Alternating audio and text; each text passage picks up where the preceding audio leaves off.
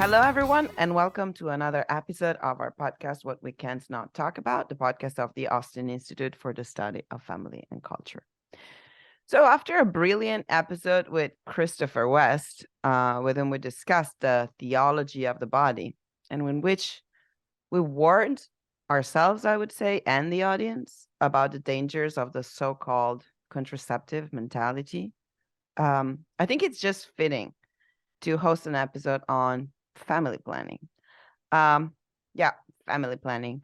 We should call it maybe natural family planning. That's how a lot of people call it. But I think I have good reasons to omit that term for now, because that is what it is. It is a family planning. So we're going to discuss today, we're going to discuss methods to space and plan childbearing in our lives. Again, we're going to discuss this because we've discussed about the contraceptive mentality, right? So what does it mean to not accept the generative nature of our body? And so now we need to discuss what it means to accept and to leave the generative nature and purpose of our body. So these methods, however, the one that we will discuss, the so-called natural methods, do not contradict the theologies of our bodies, where by theologies, we exactly mean, their larger scope, the metaphysical goal of our bodies, the bodies of men and females. And these methods of family planning also would not contradict the nature of marriage, where marriage is interpreted as a mutual gift of self, permanent and complete mutual gift, where there is nothing is reserved for ourselves, right? We don't preserve anything, we give it all. And so to address this issue, since, as you can tell, I'm not exactly nor necessarily an expert, even though podcasters need to be expert on a little bit of everything. But to address this issue, I've invited a true expert in the field, Grace Emily Stark. Good morning, Emily, and welcome on our show. Good morning, Marianna. Thanks for having me. Yeah, thanks for accepting the invitation. And I said you're a true expert, but how about you introduce yourself with a couple of words so you justify my description of you as such in the natural family planning word? All right. Well, first of all, I didn't know I was going to be following Christopher West, so wow, pressure's on. But my name is Grace Emily Stark, the editor of an organization called Natural Womanhood. We're a nonprofit organization based out of San Antonio, Texas, that works to promote natural family planning and fertility awareness-based methods for women and couples, young women who don't need to be married to learn about their body, learn about their cycles, learn about their fertility, and couples who are looking to use these methods for family planning, for spacing children. And so the reason why I feel really passionate about the work at Natural Womanhood and why I'm involved with it is because my husband and I have been teaching the symptothermal method of fertility awareness for a long time now, for 7-8 years, through the Couple to Couple League. And they're a wonderful organization. But they are a Catholic organization, and you'll find the more you delve into this space that most of the organizations that teach or promote fertility awareness, natural family planning, come from a religious bent, because for a long time, the only people who knew about this stuff, cared about this stuff, were Catholics.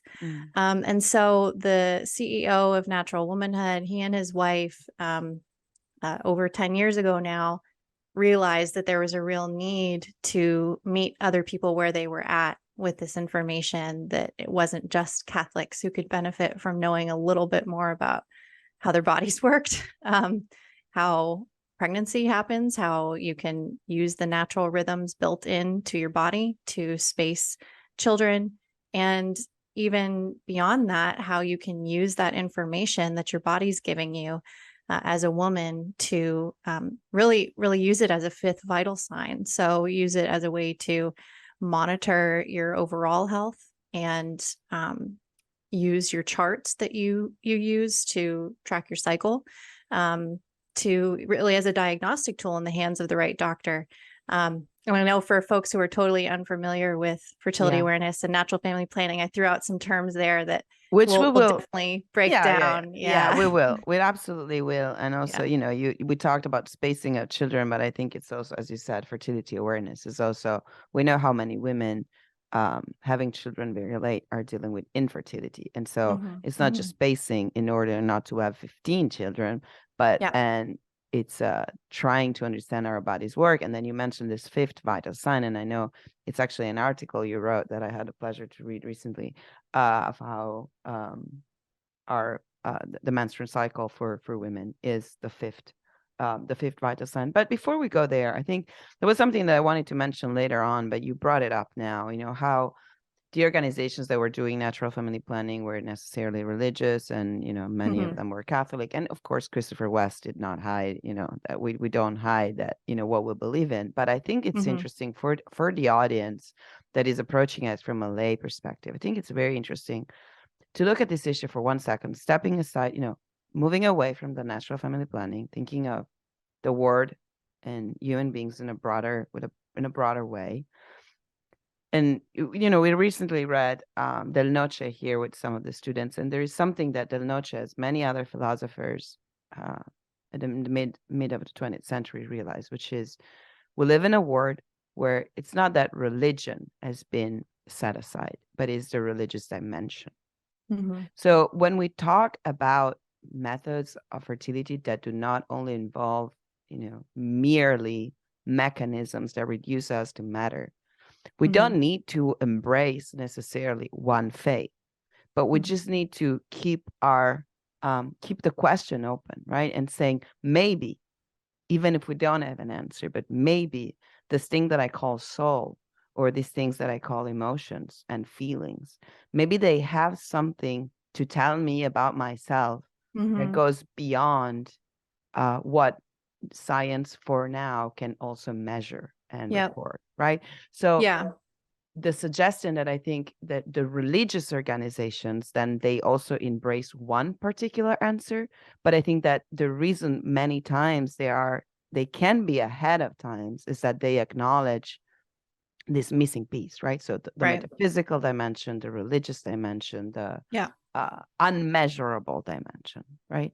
And talking about unmeasurable, we know, there are many conceptions that happen, with infertile couples because there is real love, or, like the way our bodies work is very much related to our emotions.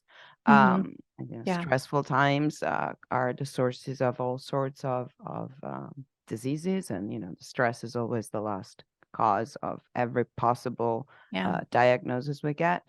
One day we will understand what the stress really is. But so I just wanted to mention this to help people who have an initial skepticism for methods that have been promoted by religious organizations as if they required embracing a particular belief. Right. And where we have really made some inroads and found some, interesting partnerships in this space are with kind of the more quote unquote crunchy folks who, take that holistic approach to their food, their medicine, the people who look for hormone-free meat and milk and, pesticide-free vegetables, and then wake up one morning and go, wait, I'm shopping at the farmer's market, but then I'm taking a pill full of synthetic hormones every single morning. What am I doing?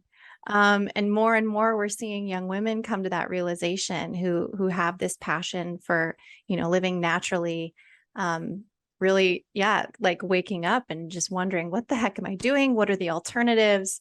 And so we are finding there's this big interest in young women who are of that natural, crunchy bent, who are interested in these methods. And that's where you see things like the explosion of popularity in the femtech space. So the wearable devices for measuring your basal body temperature and tracking your cycle with an app and that sort of thing. And I have opinions on all those things, and some of them are better than others. But I think at the end of the day, as long as we're getting young women interested in learning more about their bodies, learning that their fertility is a feature and not a bug of their feminine bodies. It's wonderful. And I'm so excited to see this growing interest in young women in particular.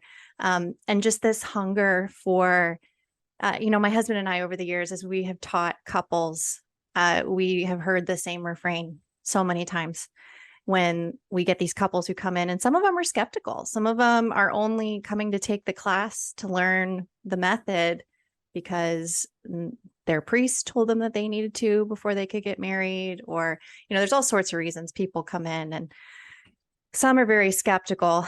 And once they start learning the science behind it, learning, oh, there's data to back this up. Oh, there's actual biological mechanisms that are happening here that we can track and that can tell us things.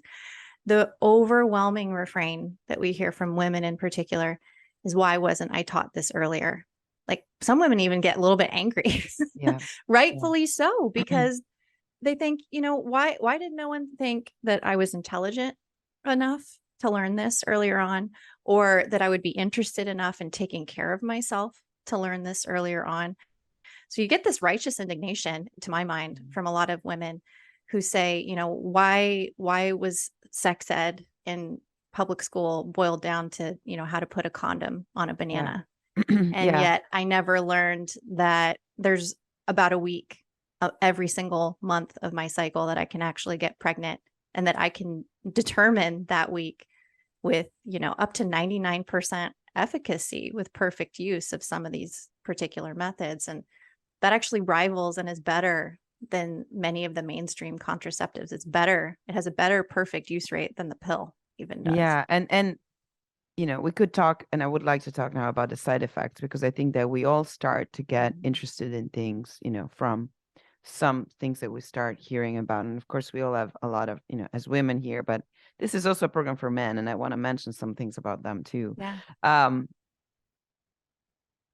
You mentioned, the being bio, whatever is the English Biomarkers. bio. Yeah. All right. And there is something, Austin is the place for it. Like I go out and I meet all this, young ladies that love to write and to eat very green, and they do not go to the grocery anymore. Yes. Yeah. But there's not only women like that, there's men. Yeah.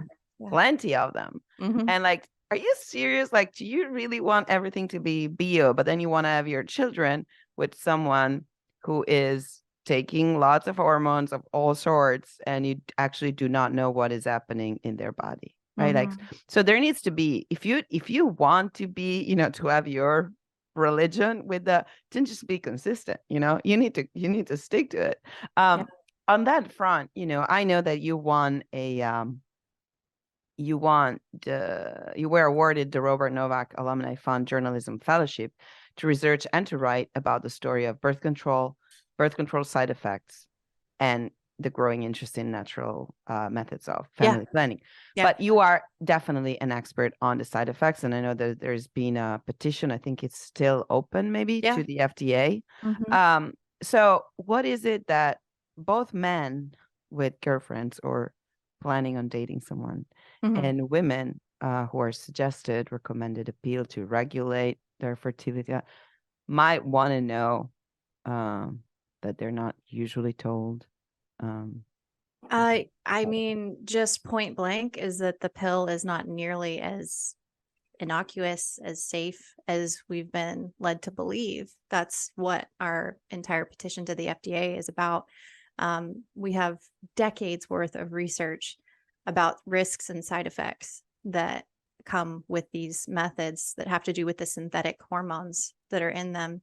And they have wide-reaching effects all over the body. It's folly to believe that you can tinker with your hormones, which affect literally every bodily system, and think that it's all just going to stay localized, just, keep you from ovulating, and it won't do anything else, and we're seeing, especially now as, generations of women have grown up on the pill, we're seeing the long-term effects that come with taking it for 10 years, 20 years, even 30 years in people who were given it as teenagers.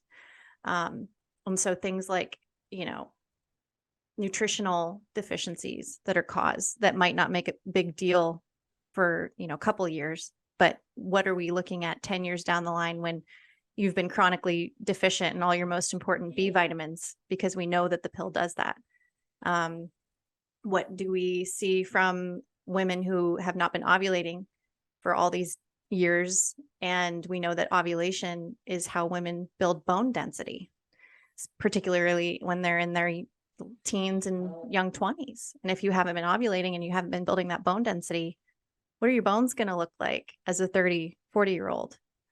And so bone density, just for the ones that, this is among, especially the way I learned it, white Caucasian women are at the highest risk of osteoporosis. Osteoporosis means you're 50, you fall down the stairs, break your leg. It's not a pleasant life ever after. So bone density is not just, something that the doctor is going to measure. It determines the rest of your life. And not even breaking bones when you fall, but your teeth can be affected. Your cavities, your teeth can fall out. We have stories from women on Natural Womanhood who have been on the Depo-Provera birth control shot in particular. Which, honestly, talking about Depo-Provera, I wrote my thesis in 2008 in law school about the effects that were documented. I thought it was illegal isn't it by terrible? Now. Yeah, but I thought I honestly I was surprised to know. I hope we're not getting in trouble here for saying this, but I would like to understand what. And I know your husband is a doctor. I mean, this petition, can we just make it clear? These petitions are signed by doctors. We're not talking about, we want to be the crazy green. Oh, yeah, no. The petition on the Natural Womanhood website to the FDA, first of all, is not saying, you need to make birth control illegal. You need to take birth control away. The only method that we've said should be taken off the market is Depo-Provera, because it is heinous what it does to women's bodies. What exactly does it do? Documented. Women who have been on it for years, which you're not supposed to be on it for more than, I believe, 2 or 3 years, but that gets ignored in practice. There are women who in their 20s and 30s have the bones of like 70-year-old women. They'll fall, a normal fall that would normally not hurt, a 25-year-old, and they've broken hips and a wrist. Just crazy things like that. And it also definitively increases your risk of HIV transmission. There have been several very well done studies that have borne that out. And the fact that they use Depo-Provera in sub-Saharan Africa primarily, and the rates of HIV there, I mean, it doesn't take a wide leap to say, what are we doing? What's going on here? So it does. And it also, we have stories of women who have been on it just, for a year and told that, once it wears off, you'll be able to get pregnant. Well, 1, 2, 3 years down the line of it wearing off, and they're still unable to get pregnant. So the thing with it is it's not a device that you can take out. It's in your bloodstream, and there's no way of getting rid of it once it's in you until it wears off or doesn't. It's effects that it. So because there are so many other methods on the market that women can choose from, our petition does say, there are outsized risks with Depo-Provera, and for that reason, it should be taken off the market. But for everything else, the pills, the IUDs, the implants, we just advocate that the FDA, it requires pharmaceutical companies to be more upfront about the evidence-based risks and side effects, because right now, as it stands, women and their doctors often have no idea just how bad these hormones can be for women. You only have that very, very, very, very, very fast ad at the end of the market, like any and it ends, but like any goes that.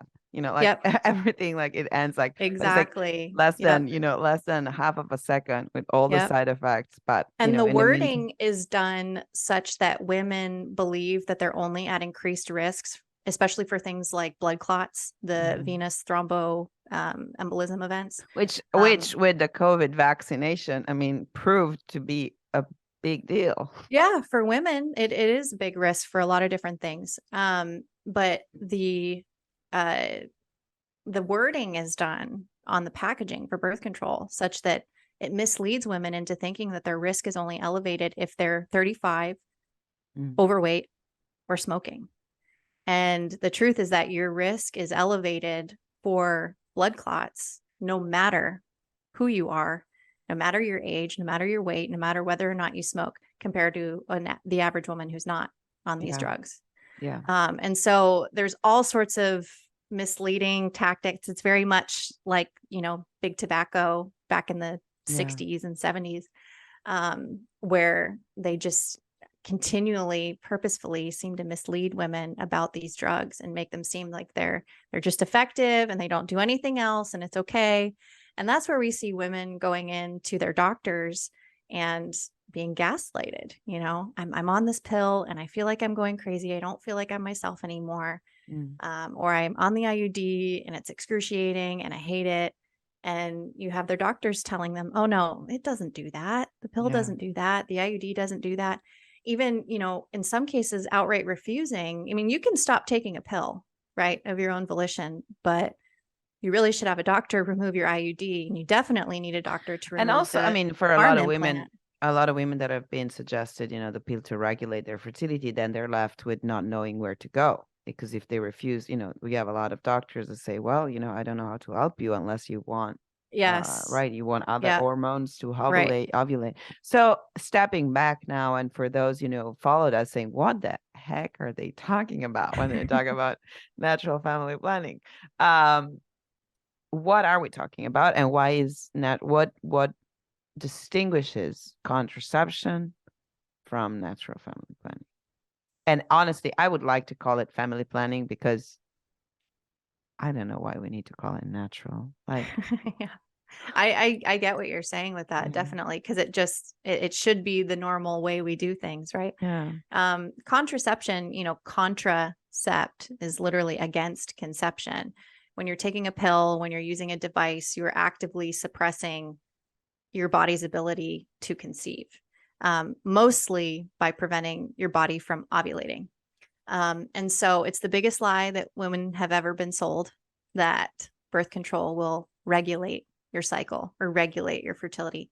Because the truth is, you don't have a cycle when you're on birth control. You don't at all, because you need to ovulate and menstruate. That's your menstrual cycle, is ovulating and then menstruating. You do neither of those things when you're on the pill or the IUD, the hormonal ones anyway, because they actively suppress your body from being able to ovulate, your ovaries from releasing an egg every month. Could we just repeat? Because maybe it's absolutely obvious for a few of the people listening to us, but I'm starting to understand that there are a lot of things that are not obvious that to me are obvious. So to the girls or to the boyfriends of those girls listening, yes, she's, every 28 days something happens. Doesn't mean she's ovulating. Something is caused by the pill. Her body is not working in the meantime. You are putting the woman on a pause. Am I correct? Yeah. So some people compare it to almost being like pregnant or being in menopause. It's not quite either of those things, but they're a good way to get people thinking about the fact that it stops you from ovulating, which naturally happens in pregnancy and naturally happens when you're in menopause. Those are normal hormonal processes that stop you from ovulating, pregnancy and menopause. It's an abnormal synthetic hormone cocktail in your pill or your IUD or your implant when you're on birth control that's stopping your body from ovulating. And if you don't ovulate, you don't release an egg, which can't then be fertilized, and you can't get pregnant, or so the theory goes, because sometimes you do ovulate. You have breakthrough ovulation. To quote what Jeff Goldblum in the Jurassic Park movies, life always finds a way. Sometimes, you take your pill a day late or later in the day than you normally do. And your ovary might release an egg, and it could end up getting fertilized and you could end up conceiving. But there are other mechanisms that then will kick in sometimes with these synthetic hormones, where they'll thin your mucus, your cervical mucus, because you actually need 3 things to get pregnant, which is another thing people don't know, is you don't only need an egg and a sperm, but you need good quality, fertile cervical mucus, because that's what allows the sperm to be protected and swim up through the reproductive tract so that they can actually make it to an egg. So without those 3 things, conception can't happen. And so if you do end up ovulating when you're on the pill, these secondary and tertiary mechanisms of action kick in, where it chronically thins your cervical mucus. So it makes it less likely that the sperm can get up to where they need to go. And the other thing it does is it chronically thins the lining, the endometrium. So which, as we said before, could become a problem if at some point in your life you want to stop and you want to start. Yeah. And that's one theory behind why women have a hard time conceiving after Depo-Provera in particular, is that it almost seems to atrophy the lining of the endometrium, the lining of the uterus, where a newly conceived life would implant if it were thick enough.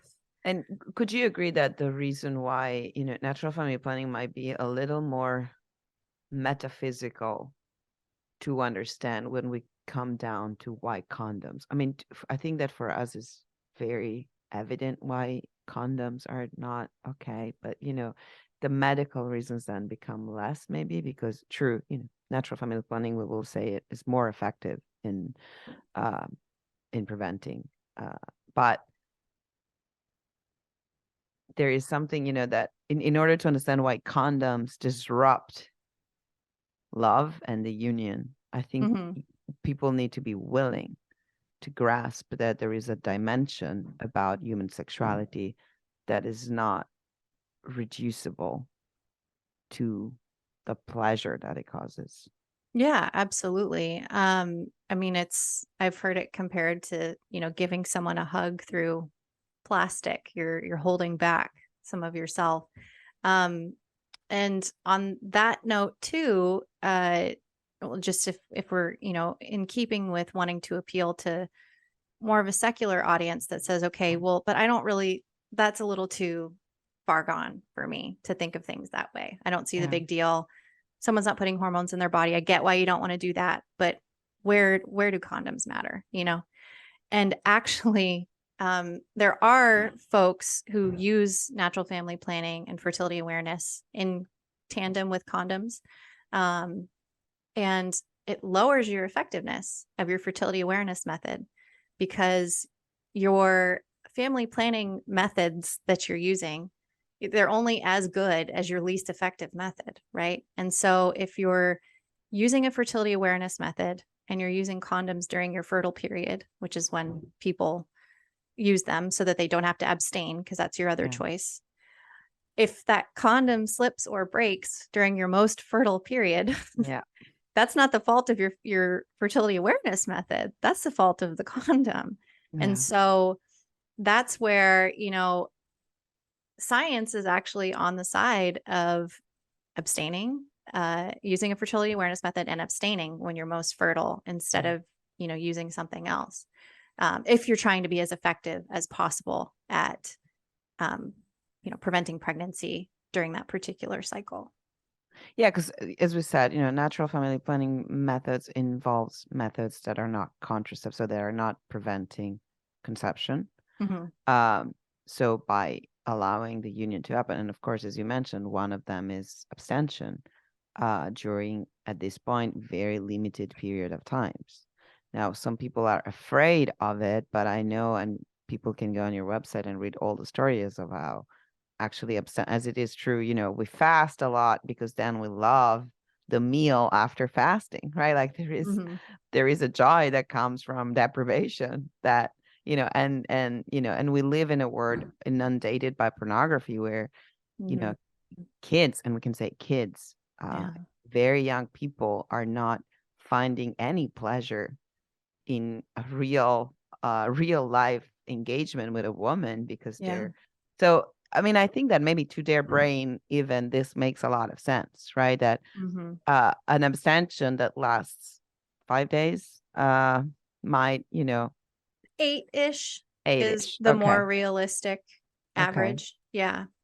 And it's really interesting because in conversations that we've had with couples, especially those who have used contraception before and then moved to fertility awareness, the men are sometimes hesitant when they hear that there's going to be a period of time where abstaining is necessary.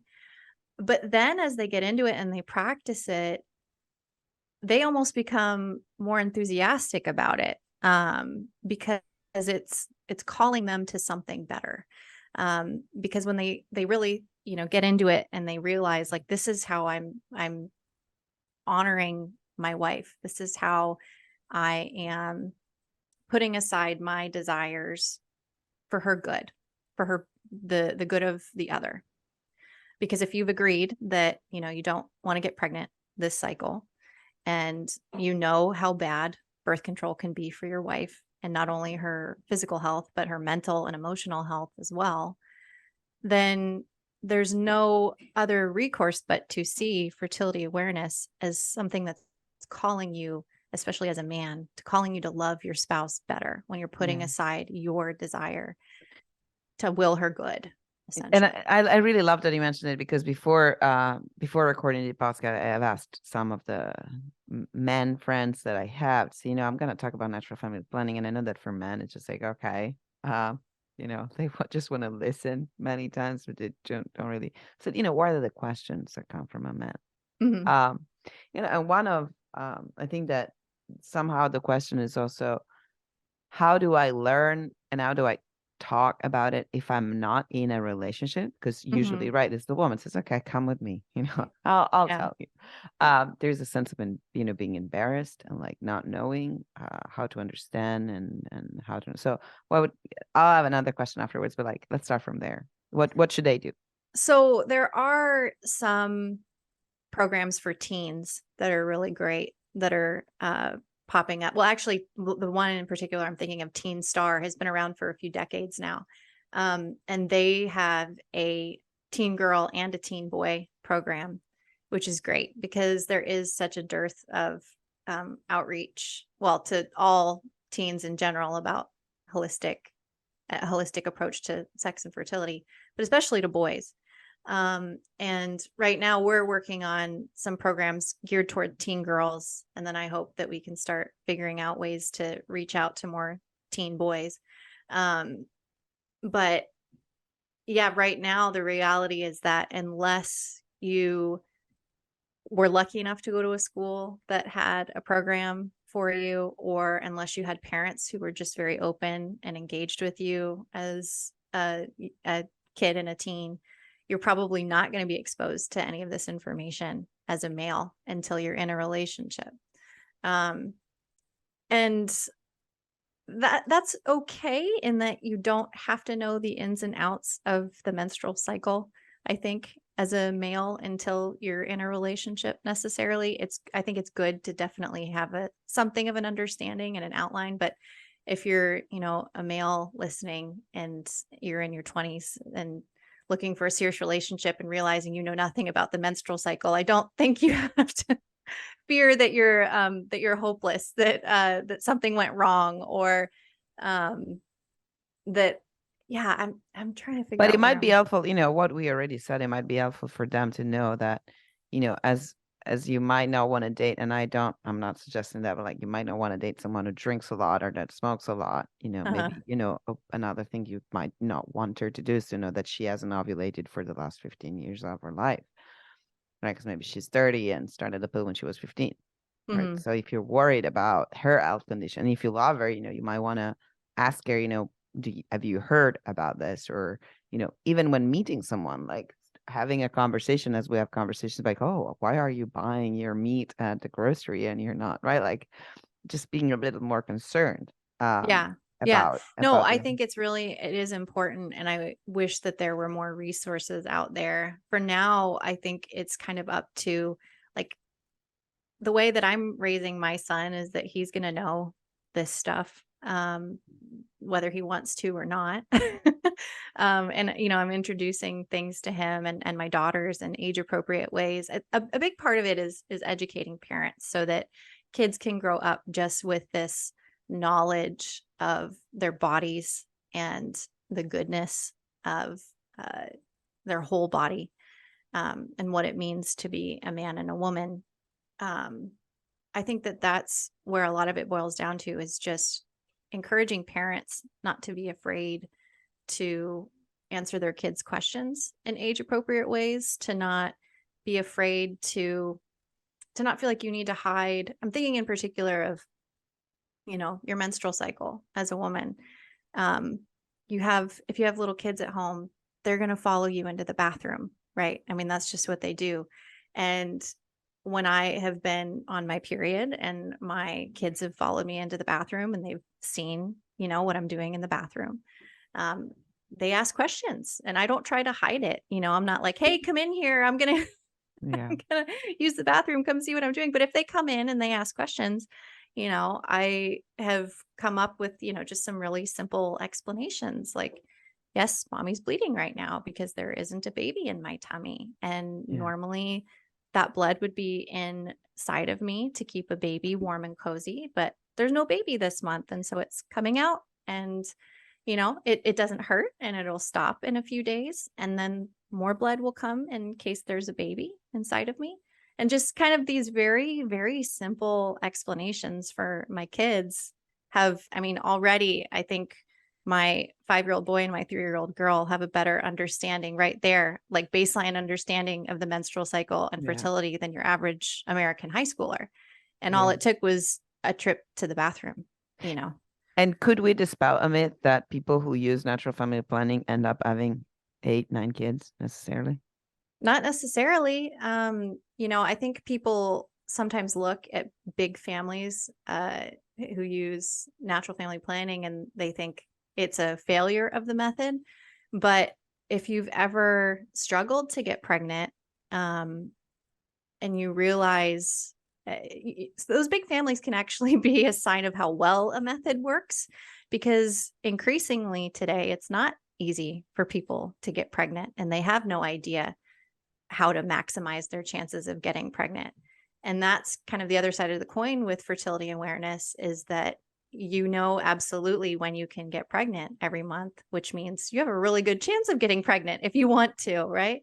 Yeah, and can we talk about on that side? Because I am convinced that the people listening to us will have a lot more fertility problems than problems of big families, because the age of marriage is later, but also because of all the things that we have done wrong growing up, and I put myself in that group. Why is fertility awareness better than IVF? Or, there are other methods out there in order to conceive and have kids. So why would still natural family planning, fertility awareness be a better method? Well, so on average, a couple who's, I don't know, probably 35 or younger have a 90% chance of conceiving after a year of just having random intercourse. Within 6 months, a couple who's 35 and younger have a 90% chance of conceiving if they're tracking cycles and having sex when they know they can get pregnant. And actually, for a lot of folks, it's even less. It can be 3 months. And it's because when you are in this rhythm of knowing and understanding your body, when you can get pregnant. You're not messing around, thinking, okay, we have to just have sex at least every other. That's what the typical doctor will tell you, just have sex every other night for, in perpetuity, and it'll happen eventually. Well, no, we can get quite a bit more targeted than that. A lot more targeted than that. And a lot of people find that just that understanding of, oh, this is when I can get pregnant. When I'm seeing these signs from my body, when I'm seeing this cervical mucus, when I'm feeling this certain way, that tells me I'm at my most fertile. And a lot of folks find that if they were having problems getting pregnant before, just knowing that information can be a complete game changer, a total game changer, right? Because you're not flying blind anymore. You're not just throwing darts randomly. With folks who are older than 35, if your fertility is naturally waning, it's even better then to be able to pinpoint and target when you're fertile. And, if you're younger than 35, older than 35, no matter your age, there could be some hormonal issues at play, which you can also pick up on via your charting, via monitoring your cycles, which in the hands of a doctor who's trained to look at a woman's charts and understand her menstrual cycle and do the right kinds of blood work at the right time and the right kinds of, ultrasounds if you need to, that sort of thing, on your ovaries, your uterus, to see what's going on, what are we working with here. Those kinds of doctors can help improve someone's natural fertility to the point where they can conceive naturally, and we don't have to do these kind of unnatural things like IVF, where we're just creating a child in a petri dish and then implanting it and hoping it takes. And so the fertility awareness, natural family planning approach in conjunction with restorative reproductive medicine is much more aligned with, what is the body not doing that it should be doing naturally? How can we fix whatever is wrong? Infertility is often a symptom of an issue. It's not the issue itself. It's a symptom of something else. You call it the fifth. You were not the first one, but like the fifth vital sign that we were mentioning. I will link. Exactly. We will link to that article on this episode. But since you mentioned doctors, there are two things that I wanted. So the other myth to dispel is that the natural family planning are hard methods and time consuming, and we'll get there. But before that, since you mentioned doctors and ultrasounds and blood work, we know that these things come with a cost. Mm-hmm. Something interesting happened. I think that we still have coverage for it until December of this year, but I don't know what's happening next. Something happened with the Biden administration and natural family planning. Do you want to say more about it? Yeah, well, so fortunately, the Alliance Defending Freedom got on the case and they were able to put a stay on the change that was going to go into effect. But to give background, the Affordable Care Act back in 2016 actually started including instruction in fertility awareness methods underneath covered services for women's preventative health services. So underneath the umbrella of contraception, women needed to be able to get these services without even having a copay. And fertility awareness methods were included in that because they can be used for pregnancy prevention and quite effectively.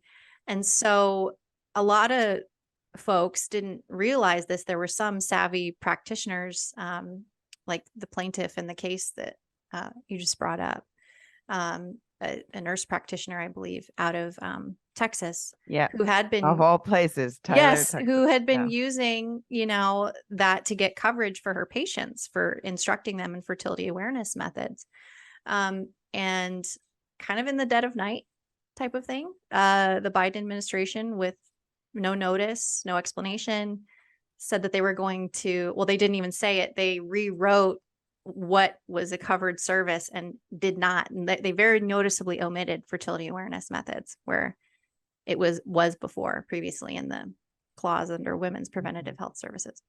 And so Dr. Tammy Jo, who's the plaintiff in the case suing the Biden administration, is working with the Alliance Defending Freedom to say, okay, well, you can't just change an entitlement. You can't just change, what's covered without, they didn't even open it up to a comment period. There wasn't a notice. They just didn't do anything the way they were supposed to. And so ADF sued them, and it was going to go into effect in December. But now they're kind of battling it out in court. They got a judge to say, no, you have to you have to keep coverage open until we figure this out. So yeah. And there was no explanation for it at all. They just removed it and kind of, I think, hoped nobody would notice. But there were folks who were benefiting from it, and they noticed. Gynecologist visits are expensive, so it's an important thing that these things are covered. And for those who have engaged in vitro fertilization, or like, those things are very expensive too. So if you could prevent those expenses by cheaper things that you could learn very early on about your own body, that probably would be better. Oh, What? yeah. Oh, we could save so much money for women and for couples just by giving them this information earlier Yeah, on. and And you even if it goes to the level of needing to do the blood work, of needing to do some ultrasounds, that sort of thing, you're still on the whole going to be out so much less money than you Yeah. would be 1, 2, 3 IVF cycles in. Because on average, it takes 3 cycles to be Yeah. effective. So, And, someone was also pointing out the youngest, I think the oldest child of IVF is maybe 45 now. yeah, she's in her 40s. Yeah, so we don't really know. We don't know. We know that there are certain maybe correlation issues. We don't know if what causes certain more problems with people that are born in a different way. But these technologies are new. Instead of knowing Yeah. how our body works is just knowing how they've worked forever. So the other myth that I wanted to dispel, I wanted to mention something before I forget. Evolutionary biology has shown that women, while they're ovulating, tend to attract men. Mhm. So if you're single, taking the pill forever, and you think you're good looking, and no one ever comes after you, there is something there are this just natural hormones and natural behaviors that we have because we are also animals, right? Oh, And so there we are can some fascinating sociological experiments that have been done in this regard. There was one, I forget where it was done, but strippers who were ovulating made, I forget what percentage more than amazing. I'm their sorry. I their just find, coworkers yeah, who and were this is the not part of or me were that on the is pill. very, very, very bodily oriented. Like we are embodied soul and we are Yes. animals too. So Yep. there is a knowledge that our brain have, accumulated with Yep. our evolution for millennia and Yep. for millions of years. And The other fascinating one is the sweaty t-shirt study, where they have found that when you're on the pill as a woman, you are more attracted to men who have an immune system that's like yours. yes. Which evolutionarily is not beneficial. It's beneficial to be attracted to someone with a very different immune system for the health of your offspring, right? Well, so women on the birth control pill they had them smell a bunch of sweaty t-shirts, and the men whose immune systems using some chemical or hormone or something, I forget, I don't know how exactly they determined this. It was some marker, immune system marker. But the men who had more alike immune systems, their sweaty t-shirts were more attractive in smell to women on the pill.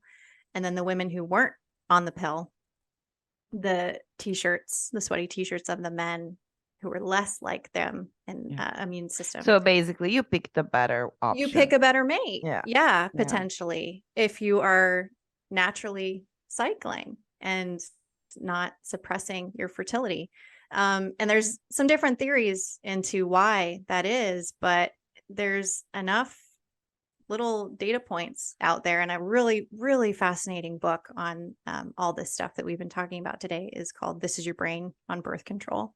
Amazing. We'll link to that too. Yeah, by a evolutionary psychologist, I want to say, out of TCU. Her name is Sarah Hill. And this book is absolutely fascinating. And she's, says, none of this is definitive. Some of these studies are not reproducible or haven't been reproduced, but there's enough data points out there that should make us say, maybe if I'm altering my hormones, I might be altering who I am, what I'm interested in, who I'm interested in. There's enough out there. Especially if you're very, if you're so material to the point that you don't believe in any religious reasons for doing the things you do or for having certain goals in life where you don't have this metaphysical dimension in you. Well, then even more so, if we really are just a connection of our neurons and cells and then, the hormones that run through your body, then of course they're going to determine whether you're going to go dancing. So that's what tonight she or not. says, because I don't believe she's religious at all. She says you are your hormones. And so if you're changing your hormones, you are changing who you are. And she doesn't advocate necessarily for women to just not be on the pill ever because of that. But she says, women need to know. They need to be able to make an informed decision for themselves, which again is the premise behind our petition at Natural Womanhood, is let women have this information. They need this information. And often when they do have it, they're like, what? Why am I on this? Why was I ever told it was a good thing for me to go on this? I'm mad about it. And what can I do differently? And you mentioned again women, but I really think this message goes out to men. If you love them and you want to be Yes. the provider, the man responsible, you want to have a healthy woman, you want to start healthy relationships, there is no way you can let her tell you. Men want to be in charge. That's their natural calling, is to be in charge, and so there is all the room for them to be in charge with it and to help, and to participate in this. So there is, we could have gone deeper into what actually it looks like, but I just promise that it's very easy to this, all the things about, oh, it's so complicated, you need to take temperature, blah, blah. It's not true. It's easy. It requires a little bit of practice, but we will link to the information, of course, to your website, Yeah. so that anyone interested, and I hope we have generated interested in people who had never heard about this, so that they can look it up and know. Another anecdote that I wanted to close with that I found very interesting. I know that UT has a lot of athletes. Mm-hmm. And probably you already know where I want to go. Yeah. So the women athletes, Yeah. what is it that they need to know and that they don't know, and that, natural family planning would be good for them? Yeah. I mean, there's more and more out there about how women, which I mean, duh, women are not men. We're not built like men. We Well, shouldn't train careful what like you men. say. No, I'll say it. Okay. And we shouldn't train like men when we're athletes. And a lot of the training of elite female athletes is patterned after how we train men.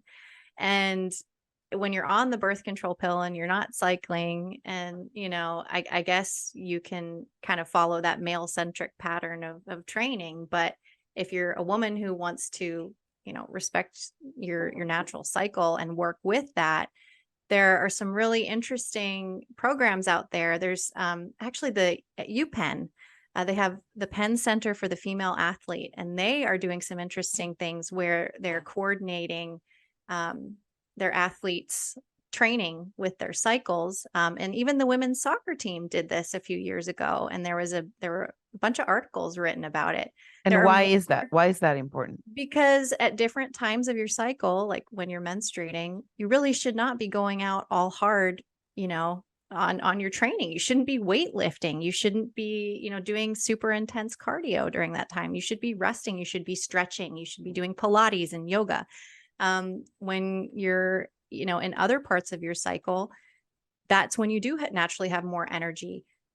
When you're naturally going to be able to do things that are a little bit more rigorous, and it can actually inform when you're most likely to get injuries, sports injuries. Young girls with ACL tears, there's probably a lot of that could be prevented, because we actually know that at different parts of your cycle, your ligaments are more elastic and more prone to those kinds of injuries. So if we were actually treating women and training young women like women, with an eye to their cycle, and how we let that inform how we train them, we could actually probably, improve their athletic performance without having this myth that in order to be great athletes, you need to renounce your femininity, right? Like, right. Which has been true. I think it has been true.